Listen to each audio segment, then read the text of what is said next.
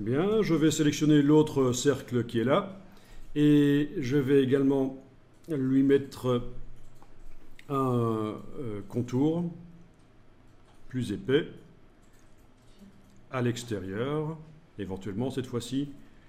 Et sur le contour, il est possible de mettre un motif. Voilà, ça c'est une nouveauté, enfin une nouveauté, c'est pas tout nouveau dans Illustrator, mais il fut un temps où pour arriver à mettre un dégradé ou un motif sur un contour, eh bien, ce n'était pas facile du tout. Il fallait transformer le contour en une forme, le décomposer. Et il n'était plus un contour dont on pouvait modifier l'épaisseur. À ce moment-là, c'était une forme. Mais maintenant, c'est facile, on peut mettre un motif. Donc Illustrator s'améliore. Ok, j'enregistre. J'ai donc deux objets très caractéristiques. Ils ont vraiment leur style. Et ce serait bien de pouvoir stocker ce style pour le réutiliser sur n'importe quoi. Ben, c'est ce qu'on va faire. Il y a une palette qui permet de stocker ça. Alors, ça devient un peu le boxon ici. Hein. Je vais dans le menu là et je demande réinitialiser les indispensables. Parce que ça devient quand même du n'importe quoi les palettes. Bien.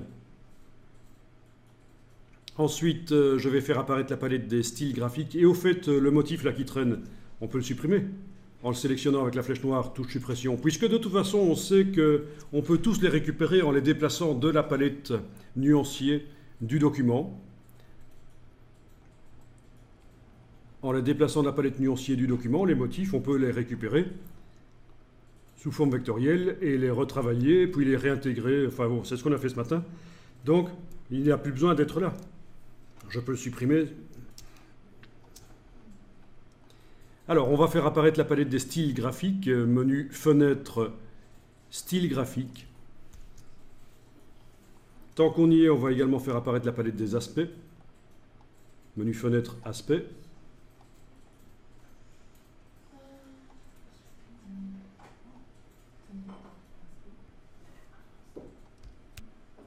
Et bien voilà, je sélectionne le cercle du centre là, je vois ses caractéristiques dans la palette aspect, un fond avec un contour, ok. Eh bien je vais, ça c'est juste, c'est indicatif, il n'y a pas de problème. Et puis dans la palette style graphique, je vais soit cliquer sur le bloc de feuilles, soit amener le petit carré ici de la palette aspect dans la palette style graphique. Les deux fonctionnent. Donc là, j'ai cliqué sur le bloc de feuilles et voilà le style graphique qui est stocké là. Utilisable sur n'importe quelle forme. Vous voulez tester? Vous allez faire un triangle.